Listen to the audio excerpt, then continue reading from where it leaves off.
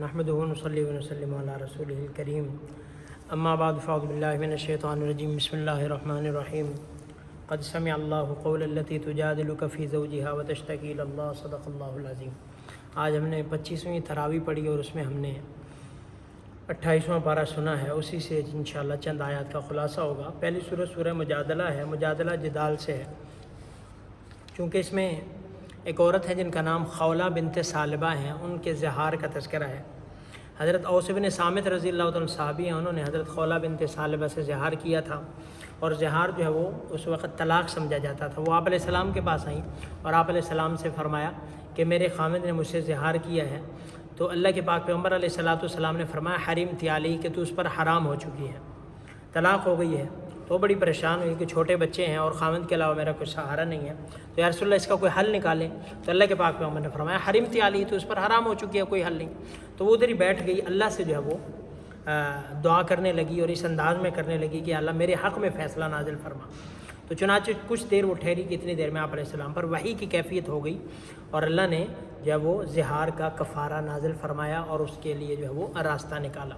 اس کی پہلی آیت میں یہی تذکرہ ہے، قد سمع اللہ قول التی تجادلک فی زوجہا، کہ اللہ نے اس عورت کی بات کو سن لیا جو آپ سے اپنے خامند کے بارے میں جھگڑ رہی تھی، یعنی خولہ بنت ثعلبہ۔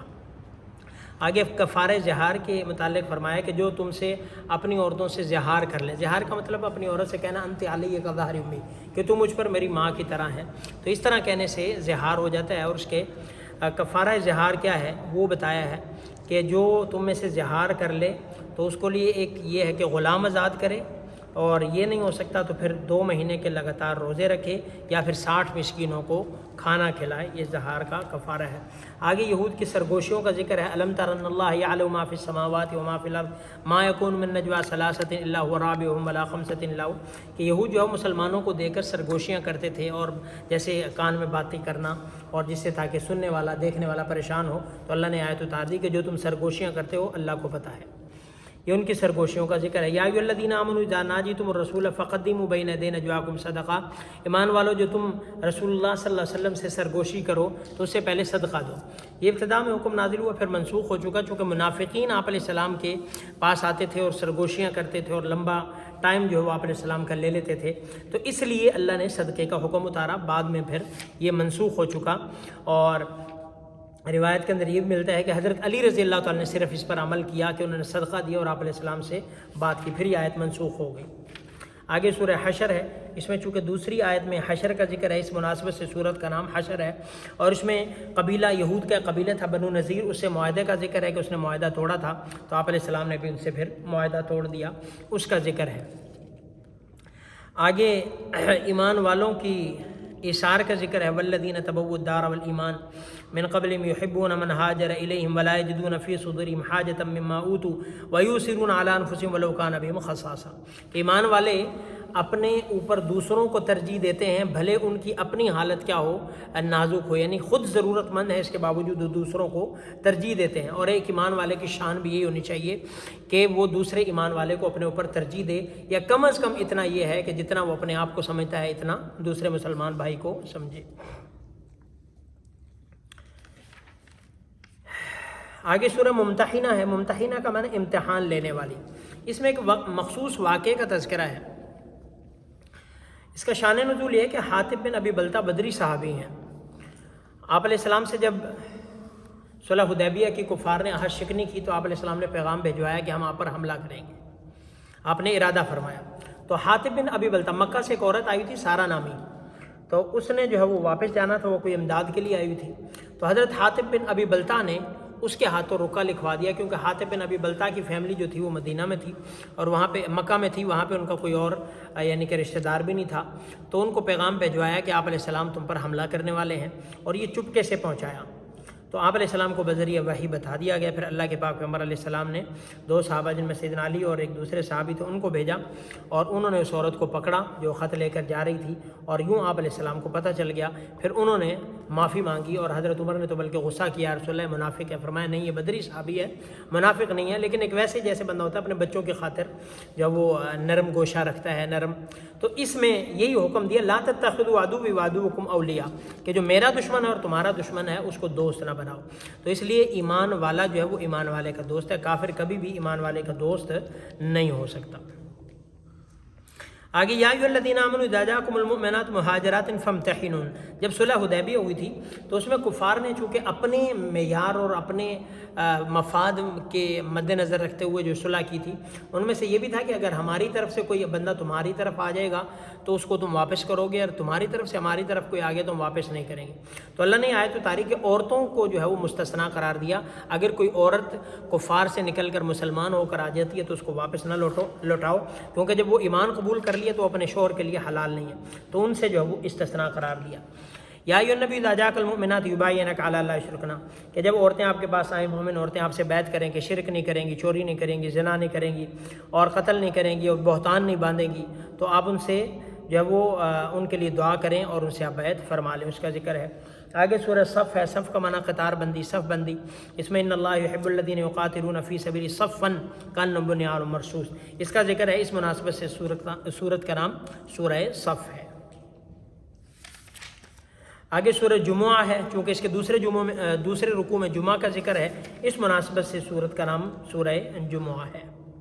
منافقون، اس میں منافقین کا تذکرہ ہے، اذا جاءک المنافقون قالوا نشهد انک لرسول اللہ واللہ یعلم انک لرسولہ، کہ آ کے اقرار کرتے تھے، ہم اقرار کرتے ہیں، گواہی دیتے ہیں کہ آپ اللہ کے رسول ہیں۔ اللہ فرماتے ہیں نہیں، اللہ کو پتہ ہے کہ یہ جھوٹے ہیں، یہ کیا ہیں، ان کی منہ کی باتیں، اندر سے کچھ اور ہیں، ظاہری طور پر کچھ اور ہیں۔ اندر خانے کیا کرتے تھے، ہم الذین یقولون لا تنفقوا علی من عند رسول اللہ، یہ آپس میں کہتے تھے یہ جو آپ علیہ السلام کے پاس لوگ ہیں نا، صحابہ ہیں یا دیگر ہیں، ان پہ آپ خرچ نہ کرو، خود ہی بھاگ جائیں گے، بھوکے خود ہی بھاگ جائیں گے، حتی ینفضوا۔ تو اللہ نے کیا فرمایا، وللہ خزائن السماوات والارض، کہ آسمان اور زمین کے خزانے کس کے ہیں، اللہ کے ہیں، لیکن منافقین سمجھتے نہیں ہیں۔ اور اسی طرح فرمایا کہ عزتیں جو ہیں وہ اللہ کے اور اس کے رسول کی اور ایمان والوں کے لیے، اور منافقین کو پتہ نہیں ہے۔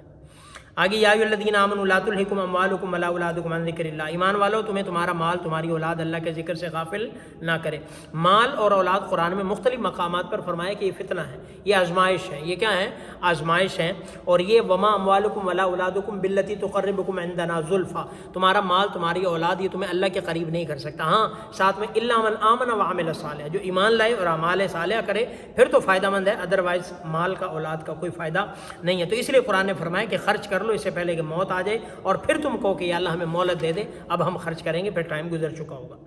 سورہ تغابن ہے، چونکہ اس میں یوم التغابن یعنی قیامت کا ذکر ہے، اس مناسبت سے سورت کا نام سورہ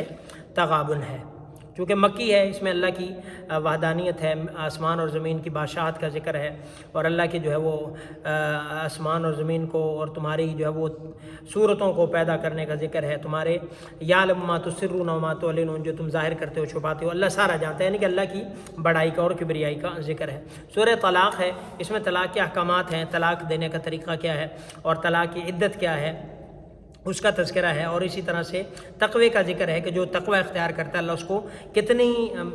جو ہے وہ انعامات دیتے ہیں، یتق اللہ یجعل لہ مخرجا، اللہ ہر تنگی سے نکالتے ہیں، ویرزقہ من حیث لا یحتسب، ایسی جگہ سے رزق عطا فرماتے ہیں جہاں اس کو گمان بھی نہیں ہوتا، اور جو اللہ پر توکل کرتا ہے اللہ اس کے لیے کافی ہو جاتا ہے، تو اس کا ذکر ہے۔ اور آگے پھر وہی عدت کا ذکر ہے، اگر کوئی عورت ایسی ہے جس کے مخصوص ایام نہیں آتے تو، اور یا اسی طرح سے جو بوڑھی ہو چکی ہے تو اس کے لیے عدت 3 حیض ہے 3، اور جو حمل والی ہیں ان کی عدت جو ہے وہ وضع حمل ہے۔ آگے رضاعت کا ذکر ہے، آگے فرمایا لینفق ذو سعۃ من سعتہ ومن قدر علیہ رزقہ فلینفق مما آتاہ اللہ، کہ جو گنجائش والے ہیں، وسعت والے ہیں وہ خرچ کریں، اور جن پر تنگی ہے وہ بھی اپنی حیثیت کے مطابق خرچ کریں، اور اللہ جو ہے وہ تنگی کے بعد آسانی فرما دے گا۔ ایک تو یہ ہے کہ جس کے پاس ہو وہ خرچ کرے، دوسرا یہ ہے جس کے پاس ہے نہیں، کم ہے، وہ بھی خرچ کرے گا تو اللہ اس کو بھی آسانیاں فرما دیں گے، خرچ کی برکت سے اللہ اس کو بھی عطا فرما دیں گے۔ آگے سورہ تحریم ہے، تحریم کا مطلب حرام کرنا ہے۔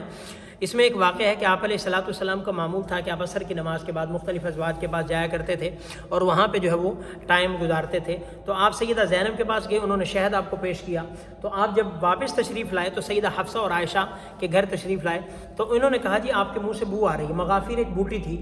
تو آپ کے منہ سے مغافیر کی بو آ رہی ہے، تو آپ علیہ السلام سمجھا شاید وہ مکھی جو ہے وہ مغافیر کی بوٹی پر بیٹھی ہو اور اس نے شہد جو ہے وہ میں نے پیا ہے، اس سے بدبو آ رہی ہو، تو آپ نے قسم اٹھا لی کہ آئندہ میں شہد نہیں پیوں گا. تو اس آیت میں اسی سے منع فرمایا، لِمَ تُحَرِّمُ مَا أَحَلَّ اللَّهُ لَكَ، آپ اس چیز کو اپنے اوپر کیوں حرام کرتے ہیں جس کو اللہ نے تمہارے لیے حلال کر دیا ہے.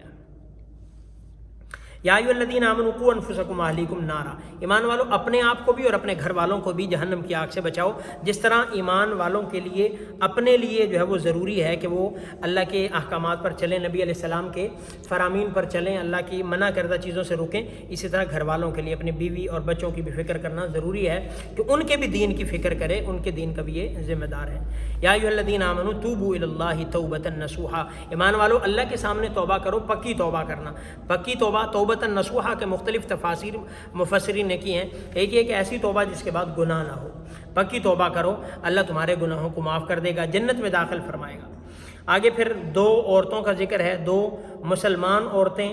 مسلمان مرد کے جن کے نکاح میں عورتیں تھیں، یعنی کہ جن کے نیچے وہ کافرہ ہو گئی، اور ایک کافر تھا جس کی مسلمان بیوی، اللہ نے اس کو ایمان کی توفیق دے دی. تو یہ اللہ کا دین جو ہے وہ بڑا بے نیاز ہے. یہاں پہ ایمان جو ہے وہ کوئی فیملی سسٹم میں نہیں ملتا یا وراثتی نہیں ملتا. جو تڑپ دکھاتا ہے اللہ اس کو ایمان دیتا ہے. تو اللہ نے مثال بیان کی ہے، ضرب اللہ مثلا للذین آمنوا امرأۃ فرعون اور کفروا امرأۃ نوح و امرأۃ لوط، کہ نوح علیہ السلام اور لوط علیہ السلام کی بیویوں نے کفر کیا اور فرعون کی بیوی ایمان لے آئی، تو وہ اللہ کے ہاں مقرب ٹھہری، اور یہ جو ہے کفر کیا یہ اللہ کے ہاں معذب ٹھہری. تو اس لیے ایمان جو لے آئے گا تو وہ کامیاب ہے، بھلے کوئی بھی ہو. ایمان جو نہیں لائے گا، بھلے نبی کا گھر والا ہو، بیٹا ہو، بہو ہو، بیوی ہو